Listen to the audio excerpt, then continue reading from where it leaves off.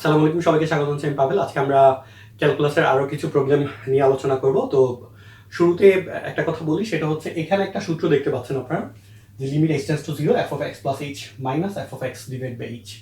এই সূত্রটা কিভাবে এসেছে এটা আসলে বুঝতে হবে, এটা খুবই গুরুত্বপূর্ণ। এটা বোঝার জন্য আপনারা আমার লেকচার 1-এ যাবেন, এই প্লেলিস্টের মধ্যে, অর্থাৎ 9.2 এর প্রথম যে ভিডিওটা, এটা হচ্ছে এই সূত্রটা কিভাবে এসেছে এটা বুঝতে হবে। এটা মানে কি, এবং এটা দিয়ে আমরা এখন ট্রিকোনোমেট্রির যে ফাংশনগুলো আছে, sine x, cos x, ten x, এদের ঢাল নির্ণয় করা অথবা এদের অন্তরীকরণ করা, মূল নিয়মে যেটাই বলি, সেই জিনিসটা আমরা এখন দেখব। তো এটা অবশ্যই দেখে আসবেন। আরেকটা কথা, সেটা হচ্ছে এই যে এই পাশে আমি কিছু সূত্র লিখে রেখেছি, এগুলো যদি আপনারা না বুঝে থাকেন খাতার মধ্যে অবশ্যই শুরুতে লিখে ফেলেন, তাহলে হচ্ছে বোঝা সহজ হবে। তো আমরা শুরু করি।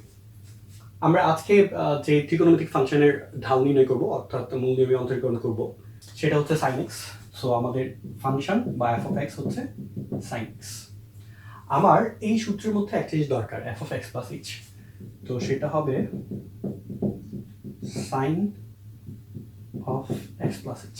আচ্ছা, এই জিনিসটা একটু বুঝতে হবে। অনেকে একটা ভুল করে, অনেকে লিখে কি, এটাকে লিখে সাইন এক্স প্লাস দিয়ে এইচ লিখে, এইচটা পুরো আলাদা লিখে। ব্যাপারটা এরকম না। হ্যাঁ, ফাংশনের ব্যাপারটা হচ্ছে এক্স এর জায়গায় যে মানটা রিপ্লেস হয়েছে, এখানেও এক্স এর জায়গায় রিপ্লেস হবে। সো এটা সাইন, এই অংশটা হচ্ছে অ্যাঙ্গেল বা থিটা। সো থিটার মানটা হচ্ছে এক্স প্লাস এইচ। ব্যাপারটা এরকম না যে সাইন এক্স এর সাথে এইচ যোগ হচ্ছে, নট লাইক দ্যাট। ব্যাপারটা হচ্ছে রেদার যে sine of x plus h, অর্থাৎ এখানে এক্স প্লাস এইচটা হচ্ছে থিটা। ওই যে সাইন থিটা থাকে, থিটার জায়গায় হচ্ছে এক্স প্লাস এইচ। এবার হচ্ছে আমরা এই দুইটা মান এখানে বসে দিব। তাহলে আমরা পাবো limit h tends to 0 f of x plus h। হ্যাঁ, এটার জায়গায় বসাবো হচ্ছে এই মানটা, যে sin of x plus h minus f of x এর জায়গায় বসাবো sin x। সো এতটুকু খুবই সহজ, আশা করি বুঝতে পারছেন। আর নিচে বসবে h সমান সমান লিমিট h tends to 0। এখানে সাইন এই অংশটাকে ধরবো c আর এটাকে ধরবো d। সো আমরা একটা সূত্র দেখতে পাচ্ছি এখানে উপরে, যে sin c minus sin d সমান সমান 2 cos c plus d by 2 into sin c minus d by 2। So আমরা যেটা করব, 2 cos c এর জায়গায় হচ্ছে এই অংশটা, এটা হচ্ছে d। তাহলে c এর সাথে d যদি যোগ করি তাহলে কি পাবো, x plus h plus x, x plus h plus x divided by 2 into sin c minus d, অর্থাৎ এটা থেকে এটা মাইনাস হবে, x plus h minus x divided by 2। আর নিচে আছে একটা h সমান সমান লিমিট h tends to 0। আচ্ছা, এখানে এখন আমরা যে কাজটা করব, x plus x 2x, হ্যাঁ 2x কে যদি, আচ্ছা আমি একটু ডিটেইলস লেখার চেষ্টা করি। এটা হবে হচ্ছে 2x plus h divided by 2, আর এখানে থাকবে শুধু sin 2x divided by 2, নিচে থাকবে একটা h।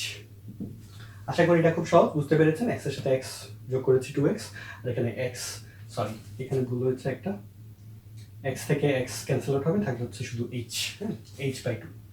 এখন আমরা যে কাজটা করব, লিমিট h tends to 0, এই 2টাকে নিচে নিয়ে যাব, 2টাকে নিচে নিয়ে লিখতে পারবো আমরা h divided by 2, আর এখানে থাকবে হচ্ছে sin of h by 2। এই অংশটাকে আমরা আলাদা করে লিখছি, যে 2টাকে h এর নিচে নিয়ে গেলাম। কেন নিলাম এটা আমি একটু এক্সপ্লেইন করব। আর এখানে থাকবে হচ্ছে cos of 2x কে 2 দিয়ে ভাগ করলে থাকে x, আর h কে 2 দিয়ে ভাগ করলে হবে প্লাস h by 2। এখন এই যে অংশটা, সেটা হয়ে যায় যে লিমিট x tends to 0 হলে sin x by x, এটা ইজ ইকুয়াল টু আমরা জানি 1। এটা যদি কেউ না জেনে থাকেন তাহলে আমার প্লেলিস্ট 9.1 এর লিমিটের অধ্যায়ের যে প্রবলেমগুলো আছে সেখানে দেখবেন এটা প্রমাণটা আছে যে কিভাবে হয়েছে, যে লিমিট x tends to 0 হলে sin x by x 1 হয়। আচ্ছা, এখানে ব্যাপারটা দ্বারা কি বোঝাচ্ছে, এখানে x এর জায়গায় যদি h থাকে, তাহলে হচ্ছে h by h, তাহলে কত হবে 1। x টা হচ্ছে এখানে জাস্ট সিম্বল। সো h 0 হলে sin h by 2, এখানেও h by 2, অর্থাৎ sin এর পাশে যে থিটাটা থাকবে সেটাই নিচে থাকবে। সো sin h by 2, নিচেও h by 2। এই জন্যই আসলে আমি 2টাকে নিচে এনেছি মিলানোর জন্য। তাহলে এই মানটা হয়ে যাবে হচ্ছে 1। 1 হয়ে গেলে h এর মান 0 এর জন্য h by 2 0, কারণ আমরা জানি 0 কে যে কোনো কিছু দিয়ে ভাগ করলে 0 হয়। সো আমার আলটিমেটলি বাকি থাকবে শুধু cos x। এই জায়গাটা বুঝতে সমস্যা হলে আমি আরেকটা এক্সপ্লেন করি, সেটা হচ্ছে cos x এর সাথে যে জায়গাটা যোগ হয়েছে h/2, এটার জায়গায় h এর মান এখন আমরা 0 বসিয়ে দিব। 0 বসিয়ে দিলে আমার h/2টা হয়ে যাচ্ছে 0, সো আমার থাকছে শুধু cos x, আর এই মানটা সমান 1, সো cos x ইনটু 1 সমান cos x। সো আমরা যে জিনিসটা বলতে পারবো সেটা হচ্ছে যে sin x কে যদি ডিফারেন্সিয়েশন করি, অর্থাৎ sin x এর ঢাল হচ্ছে cos x। আশা করছি সবাই বুঝতে পারছেন। এখন আমরা যে কাজটা করবো নেক্সট ভিডিওতে, cos x এর ঢাল নির্ণয় করবো, cos x tan x, হ্যাঁ, তারপর হচ্ছে sin x না থেকে যদি থাকে sin 2x বা sin mx, হ্যাঁ, cos mx, এই প্রবলেমগুলো কিভাবে ঢাল নির্ণয় করতে সেগুলো নিয়ে আলোচনা করব। আর হচ্ছে আমার প্লেলিস্টে এখন হচ্ছে ক্যালকুলাস ছাড়াও অন্যান্য টপিকের ভিডিও আছে, যেমন অন্তরীকরণের ভিডিওগুলো আছে, তারপর হচ্ছে যোগজীকরণ বা ইন্টিগ্রেশনের ভিডিও আছে, বিন্যাস সমাবেশের ভিডিও আছে, সরলরেখার ভিডিও আছে, তারপর হচ্ছে সম্ভাব্যতার ভিডিও আছে, এবং অন্যান্য ক্লাসেরও ভিডিও আছে। সো আশা করছি এগুলো সবার উপকার হবে। তোমরা যদি মনে করো যে এগুলো উপকার হচ্ছে, তাহলে বাকি ফ্রেন্ডদের সাথে, হ্যাঁ, বন্ধু বান্ধবদের সাথে শেয়ার করার চেষ্টা করবে, যাতে করে সবাই উপকৃত হয় ভিডিওগুলো দেখে। সো নেক্সট ভিডিও দেখার আমন্ত্রণ জানিয়ে এখানে শেষ করছি। আসসালামু আলাইকুম, আল্লাহ হাফিজ।